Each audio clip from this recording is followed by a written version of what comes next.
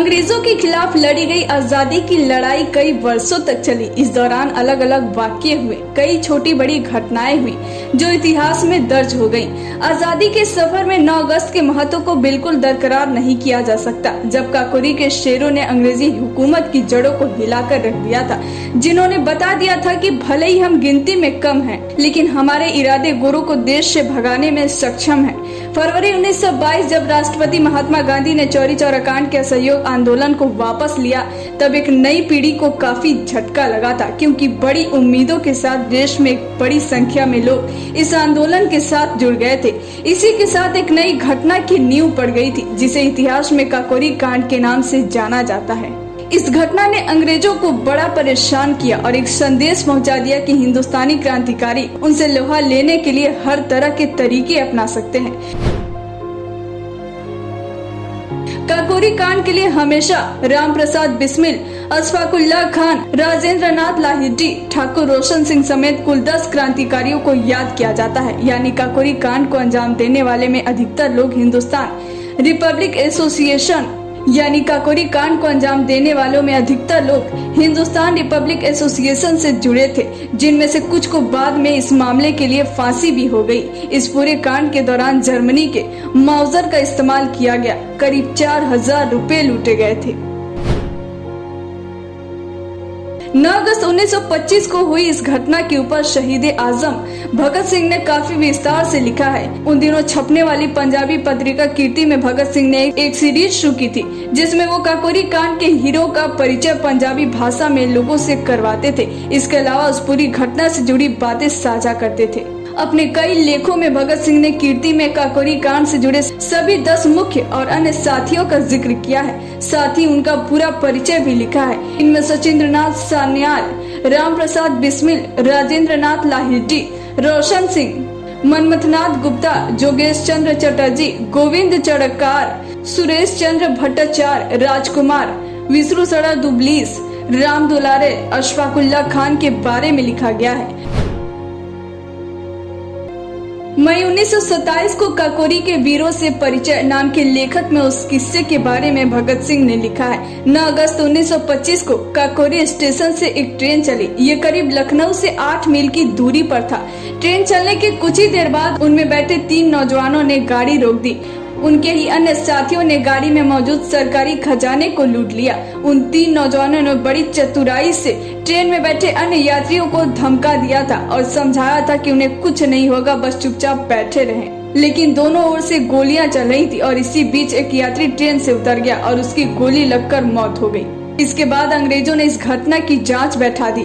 CID के अफसर Hutton को जांच में लगा दिया गया। उसे मालूम था कि ये सब क्रांतिकारी जत्थे का किया धरा है। कुछ वक्त बाद ही क्रांतिकारियों की मेरठ में होने वाली एक बैठक का अफसर को पता लग गया और छानबीन शुरू हो गई। सितंबर आते आते गिरफ्तारियां होने शुरू हो गई। राजेंद्र लाहिड़ी को बम कांड में 10 साल की सजा हुई। अशफाक उल्लाह, शशि चंद्र बख्शी भी बाद में पकड़े गए। काकोरी कांड का मकसद सिर्फ अंग्रेजों के सरकारी खजाने को लूटना था और उन्हें एक कड़ा संदेश पहुंचाना था। इसके बाद जब अधिकतर लोग पकड़े गए तो 10 महीने तक मुकदमा अदालत में चला और फांसी तक की नौबत आ गई। जनवरी 1928 में भगत सिंह ने फिर कीर्ति पत्रिका में लेख लिखा।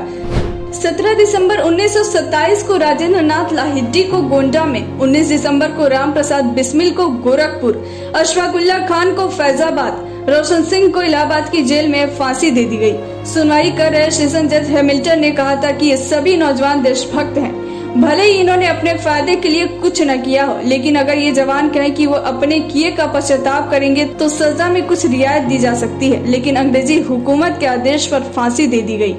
इसके अलावा कुछ किस्से साझा करते हुए भगत सिंह ने अखबारों में जब हर किसी को फांसी दिए जाने का वक्त हुआ ये बताया, तो उन्हीं में जब अशफाक उल्लाह खान को फांसी दी जा रही थी तब उन्होंने जाते हुए कुछ शेर पढ़े थे। इसी किस्से को बताते हुए लेख में लिखा गया है। अशफाक फांसी से एक दिन पहले अपने बाल सही कर रहे थे, तब उन्होंने साथी से कहा, कल मेरी शादी है और कैसी बात कर रहे हो। फांसी की ओर जाने से पहले अशफाक उल्लाह खान ने शेर पढ़ा, फना है हम सबके लिए, हम पे कुछ नहीं मौकूफ, वफा है एक फकत जाने की ब्रिया के लिए। इसके अलावा उन्होंने कहा, तंग आकर हम उनके जुल्म से बेदाद से चल दिए सुए अदम जिंदाने फैजाबाद से।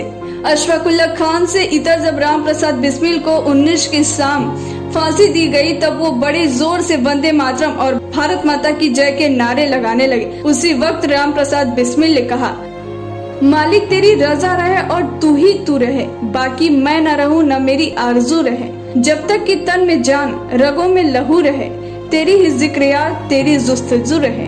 जब राम प्रसाद बिस्मिल फांसी के तख्ते पर पहुंचे तो उन्होंने फिर शेर पढ़ा, अब न अहले वलवले हैं और न अरमानों की भीड़, अब मिट जाने की हसरत अब दिले बिस्मिल में है। भगत सिंह ने जब पढ़ना शुरू किया तो उनकी आदत रहती थी कि जो पढ़ रहे हैं उसके बारे में लिखते भी थे, ताकि और लोगों को पता लग सके कि ऐसा ही उन्होंने काकोरी कांड के साथ किया। उन्होंने हर उस व्यक्ति के बारे में लिखा जो काकोरी कांड में किसी न किसी रूप में शामिल रहा, जिसकी वजह से लोगों को उन महान वीरों के बारे में पता लगता रहा। 1927 से कीर्ति पत्रिका में काकोरी के बारे में लिखने का सिलसिला करीब 1.5 साल तक चलता रहा। भगत सिंह को जैसे ही कुछ बातें पता लगी या वीरों से कई जुड़ी जानकारियां मिली तो उनके बारे में और कुछ जानकारियां जुटाकर पत्रिका में लिखते थे। पंडित राम प्रसाद बिस्मिल जी ने अपनी आत्मकथा में लिखा है कि न महशर में हुआ राहत में कोई मेल हमें, जान पर खेल कर आया न कोई खेल हमें, एक दिन को भी नामंजूर हुई बेल हमें, याद आएगा लखनऊ का बहुत झील हमें। लोग तो भूल ही जाएंगे इस अफसाने को, लोग तो भूल ही जाएंगे इस अफसाने को। सही कहा था बिस्मिल जी ने कि लोग तो भूल ही जाएंगे इस अफसाने को। आज कितने लोगों को याद है राम प्रसाद बिस्मिल की, कितने लोगों को याद है अशफाकुल्लाह खान साहब की। काकोरी के इन शहीदों को मेरा शत शत नमन। जय हिंद, वंदे मातरम।